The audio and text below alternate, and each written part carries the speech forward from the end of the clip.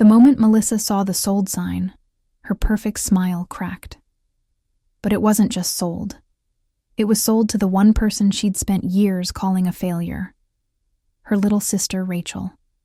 The same sister she'd laughed at just hours earlier, telling the entire Thanksgiving table that Rachel would never afford a house like this in a million years. Turns out Rachel didn't need a million years. She only needed 3 days and a bank account Melissa never knew existed. Rachel Hayes had learned something powerful over the years. The quietest people often hold the loudest secrets. And tonight, at 6:47 p.m. on Thanksgiving evening, her sister was about to discover just how loud silence could be. Because sometimes revenge isn't about confrontation. It's about watching someone realize they never really knew you at all. You know what's wild? The people who underestimate you the most are often the ones closest to you. If that resonates, you're going to want to stick around for this story.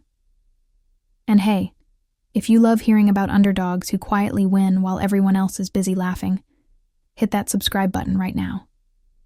Trust me, this channel is full of stories where the failures get the last word. Don't miss what comes next. Thanksgiving morning arrived cold and gray, the kind of November day that made everything feel heavier than it was. Rachel stood in her small apartment bathroom, studying her reflection as she applied minimal makeup. At 29, she looked younger than her age. Soft features and dark hair pulled into a simple ponytail. Nothing fancy, nothing that screamed success. Exactly how her family saw her. Unremarkable. Her phone buzzed. A text from her mother. Don't forget the cranberry sauce. And Rachel, please try to look presentable today. Melissa's bringing her new boss. Rachel stared at the message, that familiar knot forming in her stomach. Presentable, as if she ever showed up looking anything but. As if the problem was her appearance, and not her family's perception. She typed back a simple, okay, and grabbed the cranberry sauce she'd made from scratch the night before. The drive to her parents' house in Westchester took 40 minutes. 40 minutes of rehearsing casual responses to the inevitable questions. Still renting that little place in Queens? Yes. Any boyfriend yet? No. How's that computer job going? It's going fine, Mom. She never told them she was a senior software developer at a fintech startup. Never mentioned her salary had hit 6 figures 2 years ago. Never explained that her little computer job had set her up for life. Why bother? They'd already decided who she was. The Hayes family home was exactly as Rachel remembered. A colonial-style house with white pillars and a manicured lawn that her father obsessed over. Cars lined the driveway. Uncle Tom's SUV, Aunt Linda's Mercedes, and right in front, gleaming like a trophy, Melissa's brand-new BMW X5. Rachel parked her 7-year-old Honda Civic at the end of the line and sat for a moment gathering herself. Through the window, she could see movement inside. Laughter. The warm glow of family togetherness that somehow always felt cold when she was in it. She grabbed the cranberry sauce and her purse and walked to the front door. It opened before she could knock. Her mother, Patricia, stood there in a cream cashmere sweater, her smile bright, but her eyes assessing. Oh, Rachel, you're here. And not I'm glad you're here, or we've been waiting for you. Just acknowledgement of her physical presence. Hi, Mom. Rachel kissed her cheek. I brought the cranberry sauce. Wonderful. Everyone's in the living room. Melissa just got here. Of course she did. Melissa's arrivals were always events. Rachel walked into the living room and there she was, holding court like a queen among peasants. Melissa Hayes Morrison, 34, looked like she'd stepped out of a catalog. Caramel highlights, perfectly tailored burgundy dress, heels that probably cost more than Rachel's monthly rent. Her husband David stood beside her in a designer suit, looking appropriately successful. Rachel! Melissa's voice was syrupy, the kind of sweet that always preceded something sharp. She crossed the room and pulled Rachel into a hug that felt more like a performance. Look at you. Still keeping it casual, I see. It was said with a laugh, but everyone heard the judgment. Rachel's simple black sweater and jeans suddenly felt inadequate. "Comfort over fashion," Rachel said lightly. "You know me." "Oh, I do." Melissa's smile widened. "So practical. So sensible." The room settled into its usual rhythm. Uncle Tom talking about his boat, Aunt Linda complaining about her country club, Rachel's father, Martin, discussing market trends with David, and Melissa, radiant and magnetic, entertaining everyone with stories about her work as a pharmaceutical sales rep. Rachel sat on the edge of the couch, invisible as always. Then Melissa's phone rang. She glanced at it, her face lighting up. "Oh, it's Karen, my realtor. Do you mind?" She answered with exaggerated excitement. "Karen, please tell me you have good news." Everyone went quiet, watching. Melissa was good at creating moments. "Really? That's incredible. Yes, David and I can come by tomorrow to finalize everything." "Oh, this is happening." She hung up, practically glowing. "Everyone," Melissa announced. "David and I are buying our dream house."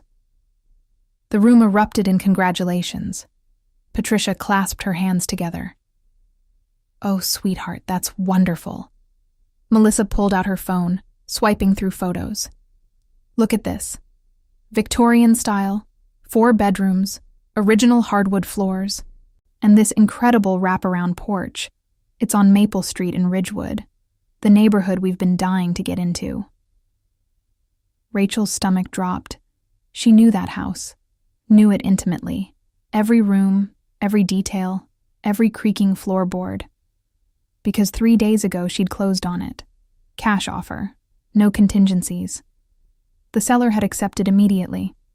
Melissa continued, oblivious. "We've been watching this house for months. The owners finally agreed to sell.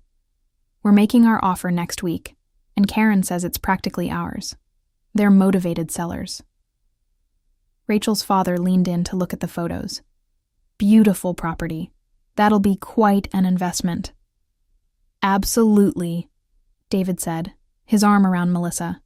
"We're putting down 20%, getting a great mortgage rate. Should be finalized within a month." Rachel sat very still, her mind racing. She could say something now, could tell them. But something stopped her. Maybe it was the way Melissa had said practically ours with such confidence. Maybe it was years of being overlooked. Or maybe it was just curiosity about how this would play out. Melissa turned to Rachel, her expression shifting to something resembling pity. "Rachel, you should really start thinking about buying. I know renting feels easier, but you're almost 30. At some point, you need to invest in your future." Rachel took a sip of water. "I've thought about it." "Thought about it isn't enough," Melissa pressed. "You need to actually do it. I mean, I know your salary probably isn't quite there yet, but there are programs for first-time buyers. I could have Karen send you some information." The condescension dripped like honey laced with poison. Rachel's mother chimed in, well-meaning but damaging. "Melissa's right, dear. You can't rent forever. Maybe if you cut back on some of your hobbies, you could save more." Her hobbies. They meant her tech investments, her cryptocurrency portfolio, her stock options, the things they dismissed as Rachel playing with computer money. "Actually," Rachel said carefully, "I've been looking at houses too." Melissa's laugh was immediate and sharp. "In Queens? Or are you thinking further out? Maybe something small in New Jersey?" "Actually, in Ridgewood." The room went quiet. Melissa's smile froze. "Ridgewood? Rachel, honey, do you have any idea what houses cost in Ridgewood? We're talking $800,000 minimum, some over $1 million. "I'm aware," Rachel said evenly. Uncle Tom chuckled, not unkindly but patronizing nonetheless. "That's ambitious, kiddo, but good to have goals." Melissa leaned forward, her voice taking on that big sister knows best tone. "Rachel, I'm going to be honest with you because I love you. You'll never afford a house like this. Not in Ridgewood, not on your salary. I make 3 times what you probably make, and even for David and me, it's a stretch. 3 times.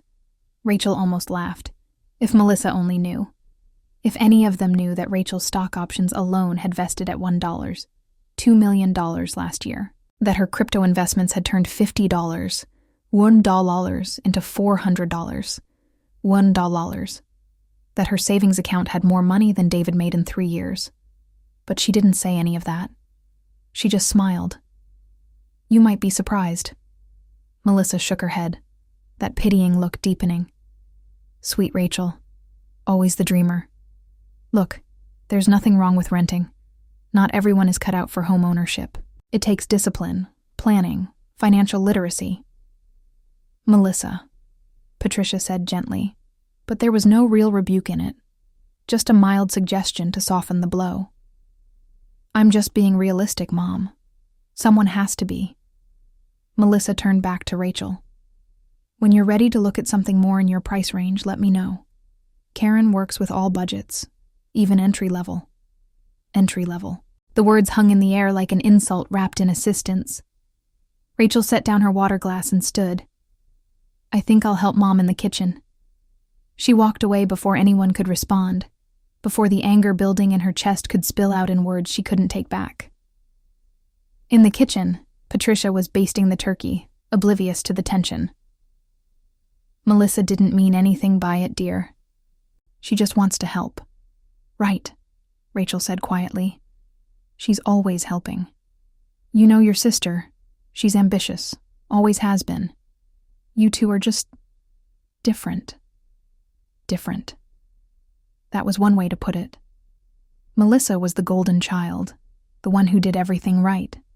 Married well, climbed the corporate ladder, lived the Instagram perfect life. And Rachel was the afterthought, the quiet one, the still figuring it out daughter who'd chosen tech over tradition. Dinner was the usual affair. Turkey, stuffing, all the traditional sides, and conversation that felt like a performance of family unity. Melissa dominated as always, talking about her upcoming promotion, their plans for the new house, the vacation to Turks and Caicos they'd booked for January. Rachel ate in silence, offering small smiles when required, playing her role, the forgettable sister who added nothing to the conversation. Dessert came, and with it, more talk of the house. Melissa showed more photos, zoomed in on details, talked about her decorating plans. I'm thinking of keeping the original fireplace but updating the mantel. And that master bedroom, my God, it's bigger than Rachel's entire apartment. Everyone laughed. Even Rachel smiled, though it didn't reach her eyes. Because in her purse, tucked safely in an inside pocket, were the keys to that exact house. The house Melissa thought was practically hers. The house Rachel had owned for 72 hours. You know what's funny about secrets? The weight of them. Sometimes they feel like burdens, pressing down on you until you can't breathe. But other times they feel like power, like knowing the punchline to a joke no one else has heard yet. And Rachel, she was just waiting for the right moment to deliver it. If you've ever been underestimated by someone who thought they had you all figured out, drop the word surprise in the comments below. And listen, if you haven't hit that subscribe button yet, do it now. Because this story is about to take a turn that'll make you want to share it with everyone who ever doubted you. By 4:30 p.m., Rachel had had enough. The constant barrage of Melissa's success stories, the pitying looks from relatives, the way her father barely acknowledged her presence. It all pressed down like a weight she'd carried for too long. I should get going, Rachel said, standing and collecting her plate. Traffic back to the city gets bad. Patricia looked up, surprised. Already? We haven't even done coffee yet. I have an early morning tomorrow, Rachel lied smoothly. Big project deadline. Melissa glanced over, that familiar dismissive look in her eyes. On Black Friday? Rachel, even you should take a day off sometimes. Some of us can't afford to, Rachel said, the edge in her voice so subtle only she could hear it. She hugged her mother, waved to the room, and walked out. The cold air hit her face like freedom. She sat in her car for a moment, hands on the wheel, breathing deeply. Then she pulled out her phone and opened her messages. One unread text from her realtor, sent 2 hours ago. "Congratulations again on your new home. The sellers left some champagne in the fridge to celebrate. Enjoy your Thanksgiving in your beautiful new house." Rachel smiled, a real smile this time. Started the car. And instead of driving back to Queens, she drove to Ridgewood, to Maple Street, to the Victorian house with the wraparound porch. The house looked even better in the fading afternoon light. Cream-colored siding, dark green shutters, a front yard with mature maple trees that blazed red and gold. Rachel parked in the driveway, her driveway, and walked up the front steps. The key turned smoothly in the lock. The door opened into the spacious foyer with its original chandelier and hardwood floors that gleamed even in the dim light. She walked through slowly, room by room, running her hands along the walls, the built-in bookshelves, the window seats. This was hers. All of it. Bought with money she'd earned, invested, grown through years of quiet discipline, while everyone else assumed she was barely scraping by. The master bedroom was exactly as beautiful as she remembered from the walkthrough. Large windows overlooking the backyard, crown molding, and yes, that massive closet Melissa had cooed over in her photos. Rachel stood at the window, looking out at her property, and felt something unfurl in her chest. Not spite, exactly, just validation. She pulled out her phone and took a single photo. The view from the master bedroom window, golden sunset light streaming through. Posted it to her private Instagram, the one only her close friends followed, with the caption, "New chapter, new home, new everything." Within minutes, comments flooded in from her friends, the ones who actually knew her life. "OMG, you didn't." "Rachel, yes. Is this the Ridgewood house?" She smiled, responding to a few, then put her phone away. The house was empty except for the champagne the sellers had left. Rachel found it in the fridge, opened it, poured herself a glass even though she had no furniture, no plates, nothing but her keys and her quiet triumph. She sat on the floor of the living room, back against the wall, and sipped champagne in her empty house. The house Melissa thought she was about to buy. The irony was delicious. At 6:47 p.m., as Rachel was finishing her champagne and considering ordering takeout to celebrate, Melissa's BMW pulled up in front of the house. Rachel saw the headlights through the window and froze. She watched as Melissa got out, David in the passenger seat, both of them looking up at the house with obvious admiration. Melissa pulled out her phone, clearly taking photos. Rachel stayed perfectly still, hidden in the darkened living room, watching. Then Melissa walked up the front path, and Rachel's heart rate kicked up. Was she going to knock? Try the door? But no. Melissa just stood on the porch, peering through the sidelights, cupping her hands around her eyes. "It's even more beautiful than the photos," Rachel heard her say to David, her voice muffled through the door. "Can you believe this is going to be ours?" Rachel could have opened the door right then, could have revealed everything, but something told her to wait. This wasn't the moment. Not yet. Melissa and David walked around the side of the house, looking at the yard, the garden beds, the detached garage. Rachel moved through the house silently, watching them from different windows like a ghost haunting her own property. After 10 minutes, they returned to the car. But before they left, Melissa walked up to the realtor's sign, the one that still stood in the front yard. She took a photo of it, smiling. Then she saw it. The red sold banner stretched across the sign. Rachel watched Melissa's smile fade, confusion replacing it. She pulled out her phone immediately, dialing. Even from inside, Rachel could hear the panic in her sister's voice. "Karen? Hi, it's Melissa. I'm standing in front of the Maple Street property and there's a sold sign. That can't be right. You said we could make our offer next week." A pause. Melissa's face went white. What do you mean it sold? When? To who? Another pause. Melissa's hand flew to her mouth. Cash offer? Yesterday? But you said it was still available. You said... Her voice cracked. Rachel couldn't hear Karen's response, but she could imagine it. The explanation about how real estate works, how cash offers trump everything, how sometimes properties move faster than expected. Who bought it? Melissa demanded. Can you tell me that? Who bought our house? Rachel's phone buzzed in her pocket. She pulled it out. A text from a number she didn't recognize. Hi, Rachel. This is Karen from Ridgewood Realty. Your sister Melissa just called me about your property. She seems quite upset. I didn't give her your name per policy, but wanted to give you a heads up. Congrats again on the purchase. Rachel's heart pounded.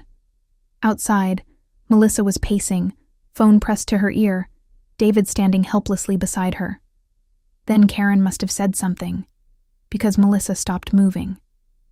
Her face went through a series of expressions: confusion, disbelief, and then something that looked like dawning horror.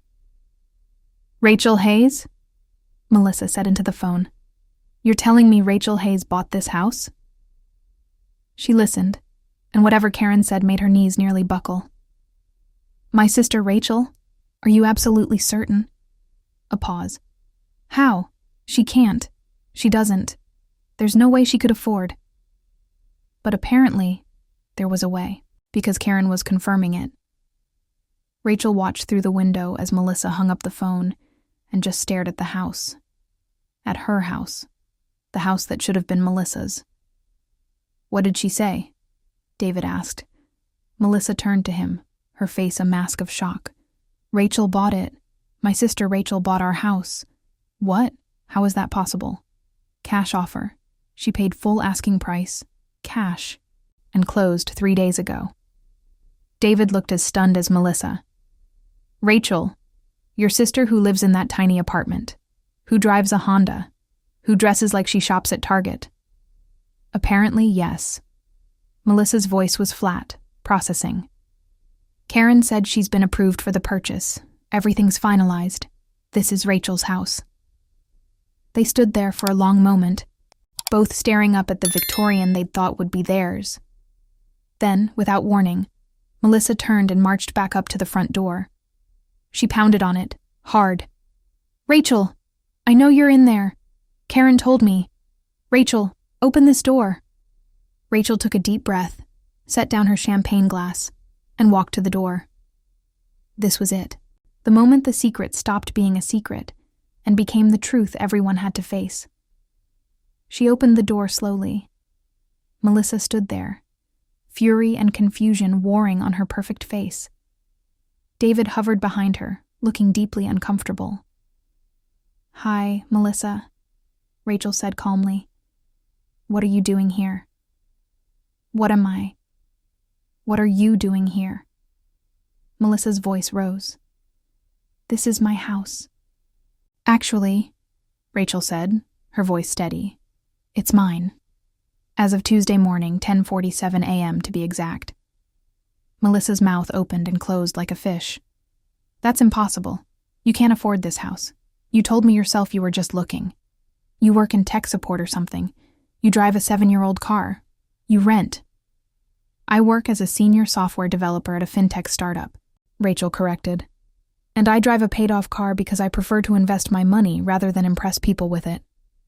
Speaking of which, I should probably update my insurance now that I have a mortgage-free house to protect. Mortgage-free? Melissa's voice cracked. You paid cash? Rachel nodded. Full asking. The sellers accepted immediately. David stepped forward. Rachel, I don't understand. Where did you get that kind of money?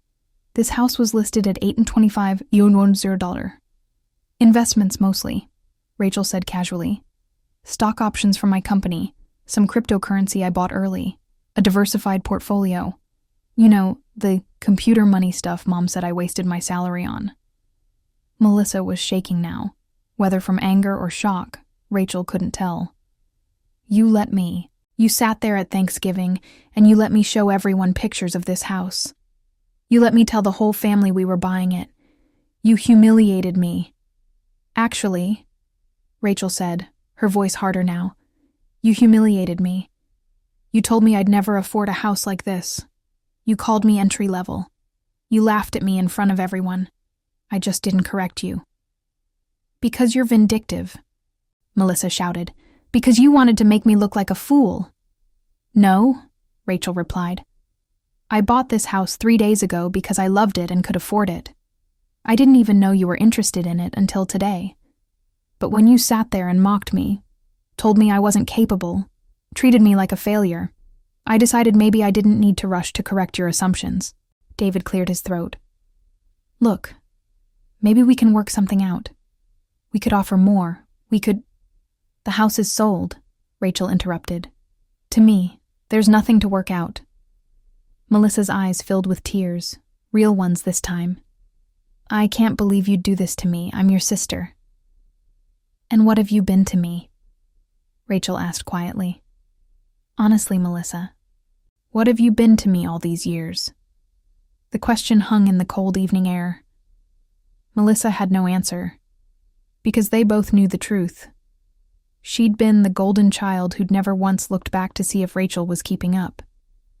The sister who'd measured Rachel's worth by her own narrow standards and found her lacking. The family member who'd mistaken quiet for weak and thrift for poor. I have to call Karen back, Melissa said finally, her voice breaking. I have to tell her. I don't even know what to tell her. Tell her you'll find another house, Rachel suggested. There are plenty in Ridgewood. Maybe even some you can actually afford without stretching your budget. The dig landed exactly as intended. Melissa flinched. You've changed, she said coldly. You used to be nice, sweet. Now you're just bitter. I'm not bitter, Rachel said. I'm just done being underestimated. There's a difference. She started to close the door, then paused. Oh, and Melissa? Happy Thanksgiving. I hope you enjoyed dinner. She closed the door gently but firmly, locked it, and leaned against the solid wood. Outside, she could hear Melissa crying, David trying to comfort her, their footsteps retreating down the path. The BMW's engine started, headlights swept across the windows, and then they were gone. Rachel walked back to the living room, picked up her champagne, and took another sip. The house was quiet around her, empty but full of possibility. Her phone buzzed. Her mother. Rachel, Melissa just called crying. She says you bought the house she wanted. Please tell me that's not true. Rachel stared at the message for a long moment. Then she typed, It's true, Mom. I bought a house. My house. The one I can afford because I've been working hard and saving smart for years. I'm sorry Melissa is upset, but this is my life, my choice, my home. She didn't wait for a response, just put her phone on silent and set it aside. Tomorrow there would be more calls, more drama, more family members taking sides. But tonight, she was going to sit in her empty, beautiful, completely paid-for house and enjoy the quiet. Over the next few days, Rachel's phone exploded. Her mother called 17 times. Her father texted asking for an explanation. Uncle Tom sent a long message about family first. And Melissa, blocked but finding ways through mutual friends, sent increasingly desperate messages ranging from angry accusations to tearful apologies to offers to buy the house from Rachel at a premium.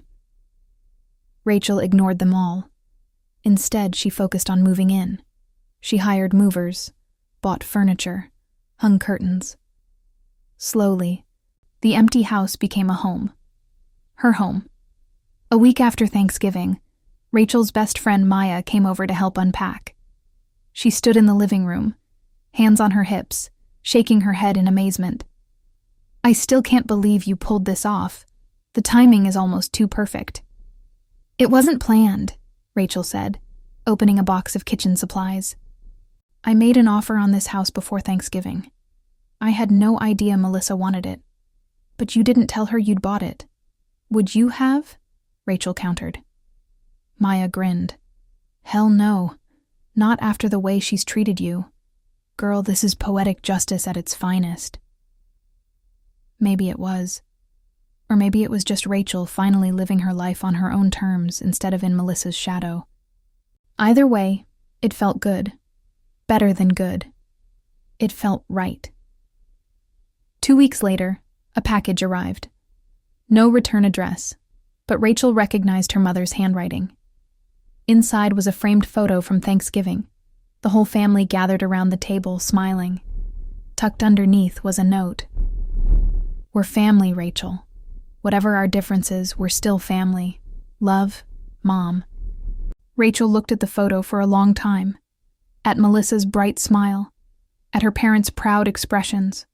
At herself, small and quiet on the edge of the frame, barely visible. She set the photo aside, not quite ready to hang it. Maybe someday. But not today. Christmas came and went. Rachel sent gifts but declined the invitation to Christmas dinner. Too busy settling into the new house, she wrote in a group text. Melissa didn't respond. Neither did her father. Her mother sent back a sad emoji and nothing else. On New Year's Eve, Rachel hosted her first party in the new house. Her real friends came, the ones who'd supported her tech career, who'd celebrated her crypto wins, who'd known her as more than the forgettable younger sister. They drank champagne and counted down to midnight, and when the clock struck 12, Rachel stood on her wraparound porch, looking out at her snow-covered yard, and felt something she hadn't felt in years. Peace. Not the absence of conflict, but the presence of self-respect. In February, Rachel finally responded to one of Melissa's messages. I'm sorry this hurt you. I really am. But I'm not sorry for buying this house, or for building a life you didn't think I was capable of. Maybe that's what bothers you most. Not that I bought your dream house, but that I shattered your image of who I was supposed to be. Melissa never wrote back, but 3 months later, Rachel got a different message. From Melissa. Just 2 words. You won. Rachel read it twice, then deleted it. Because this was never about winning. It was about finally being seen. Not as the little sister, not as the tech nerd, not as the girl who'd never afford a house like this. Just as Rachel. Successful, capable, worthy Rachel. And that wasn't a win. It was just the truth. Sometimes the best revenge isn't dramatic confrontation. It's quiet success. It's building a life so authentic that other people's opinions become irrelevant. Rachel learned that the hard way, but she learned it. And every morning, when she woke up in her beautiful Victorian house on Maple Street, she was reminded that the only validation she ever needed was her own. If this story hit you where it counts, drop a comment. Have you ever shocked someone who underestimated you? How did it feel? And if you loved this story, hit that subscribe button and share it with someone who needs to hear it. Because we all deserve to be seen for who we really are, not who others think we should be. Thanks for watching, and I'll see you in the next one.